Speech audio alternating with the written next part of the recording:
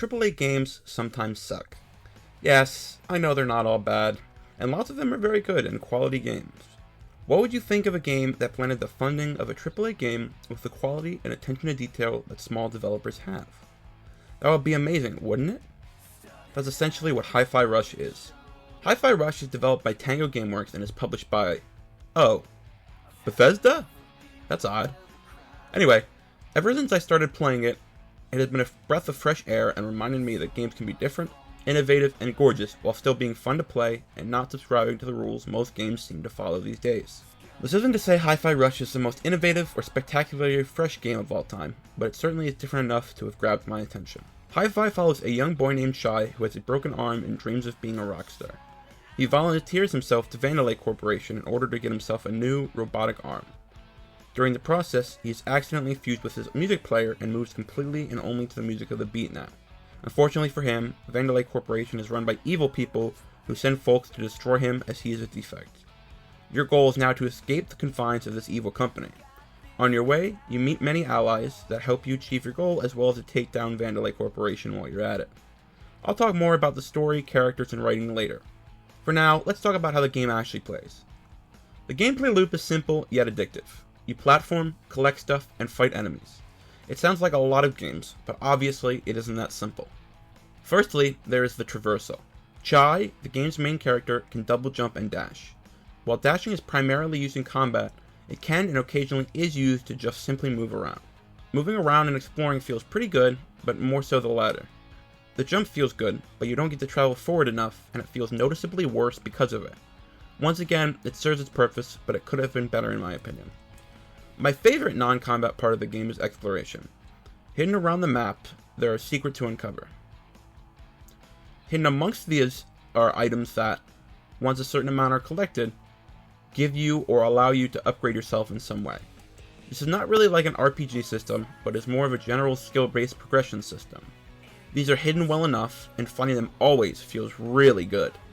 They are pretty scarce, so the feeling of joy overcomes you when you finally find one.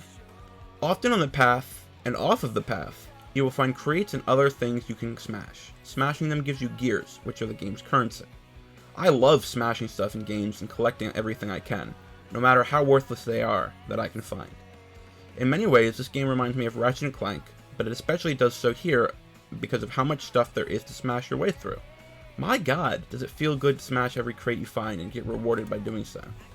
I guess I really like this not only because it's fun to see the animation when something is smashed, but it also feels so rewarding, like I went exploring and got something out of it, even if I didn't put much work into doing so. There are some on-rail sections that feel like Ratchet & Clank too. In addition to feeling like those games, the games feel similar to the LEGO games in the way that smashing everything you see gives you an extra bit of stimulation. Ladies and gentlemen, the part you've all been waiting for. Combat! Everybody loves a good combat system, and I'm happy to say that Hi-Fi Rush delivers in this department. It is quite simple. Press X for light attacks and Y for heavy attacks. At least, those are the buttons on my Xbox controller. These can be comboed together to create even more powerful attacks. The most intriguing and, well, enjoyable part about this combo system are the rhythm mechanics. Attacking to the beat of the songs playing in the background is key to the system, and doing so not only racks up points, but also does more damage. Going deeper into the combat system is encouraged as there is a whole shop full of new combos, special moves, and enhancements you can purchase.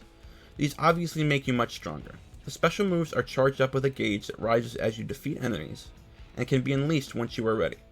I particularly like that there are non-damage dealing super moves, such as healing ones, that make it more fair for bad players like me. Enemy variety is definitely present, albeit not overly abundant. Each enemy type feels distinct, though, and each type requires you to approach combat in a different way.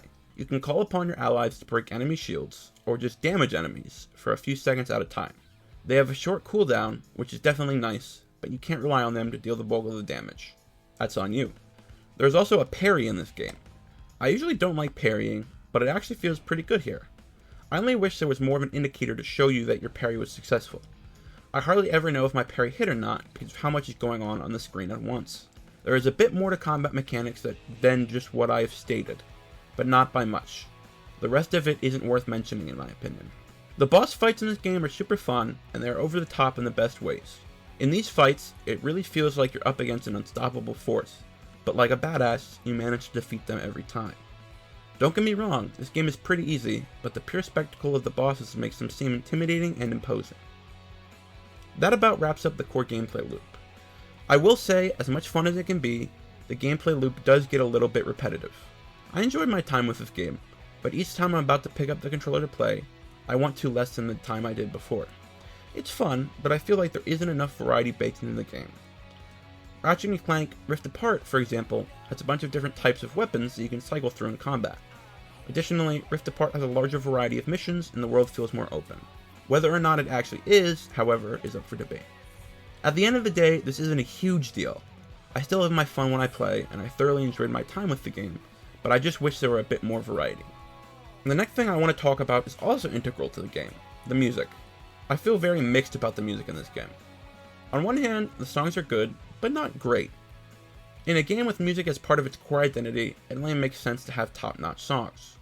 On the other hand, as reluctant as I am to admit it, the songs they picked are all winners. Each and every song, no matter how much I like or dislike it, has me nodding my head and tapping my feet to the rhythm. Actually, it's a bit of a problem in my opinion. The beat is so catchy and repetitive that my head starts to feel strange and I get a bit dizzy from moving my head so much. The music does its job in two ways, the first being the beat. Since the rhythm of the song is so catchy that my body is moving along, timing attack to the rhythm is much easier than it would seem. You don't even have to be actively listening to the music. It just happens to ingrain itself into your head. Secondly, the music doesn't get old by being blasted on repeat.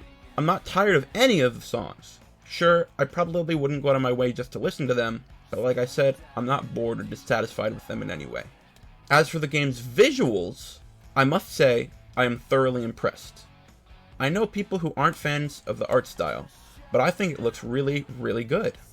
They do a good job making the 3D models look 2D. The cutscenes look amazing, and they seamlessly transition into and out of gameplay. I also love the colorful design of the world and the characters inside of it. I just have a soft spot for bright colors. I would understand if that's not your thing, though. The character designs are all fantastic. Peppermint, one of the game's main characters that is introduced to you very early on, communicates a lot about her character purely through her design. She has a prosthetic leg. This shows that not only does she most likely have a troubled past, but as we learn, she is very smart and technically advanced. It also shows her defiance of Vandelay Corporation, as she uses a leg that's not made by them. The last thing I need to discuss about this game is the writing. Yes, the story is somewhat important, but I will not discuss it too much here because it is spoiler heavy and a bit bland. As for the writing itself, it's fine. Nothing special. A lot of the lines are quite cliche, but I particularly appreciate that the game doesn't take itself too seriously. It knows that the writing is cliche, and they play around with that concept. I won't lie, though, some of the jokes made me laugh out loud a little. The characterization is pretty strong in this game, too, and personally, I like most of, if not, all of the main crew. I will only talk about Chai and Peppermint here, because the rest might be considered spoilers. Chai is an overly rambunctious 20-something-year-old who has grand dreams of becoming a rock star. He loves music, and this is core to his identity. Throughout the game, you learn that he wants to be a rock star primarily to compensate for his own insecurities and beliefs about himself. He doesn't see himself as good or worthy enough. At first, he might annoy you, but you really begin to feel for him. You root for him, you want him to succeed. Peppermint, on the other hand, is much more rational than Chai, but is balanced by the fact that she is a bit hot-headed and snobby. She believes that she knows best and that everybody should just listen to her. In the beginning, she and Chai butt heads a lot, but as the game goes on, it is clear that she does truly care for Chai. The other characters in this game have their complexity as well, but like I said, I do think that they are a bit spoilery, so I'll stay away from that. I don't really like to review games here, I simply like to talk about them.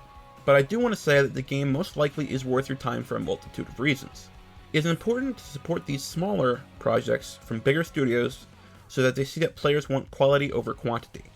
Of course, I would rather support an indie studio, but I digress. If you think you would enjoy it, you probably will. Additionally, I think the game is just a really fun, solid, good time.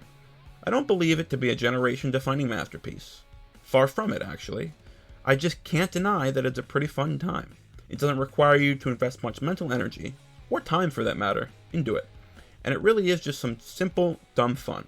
I would highly recommend this game to anybody who's looking for a break from longer, open-world games, and just wants to have some fun listening to good music and smashing robots. Thank you all so much for watching. If you enjoyed the video, please like it and subscribe to the channel. I'd very much appreciate it, and let me know what your thoughts on the game are in the comments below, that is, if you've played it. Until next time, see you later.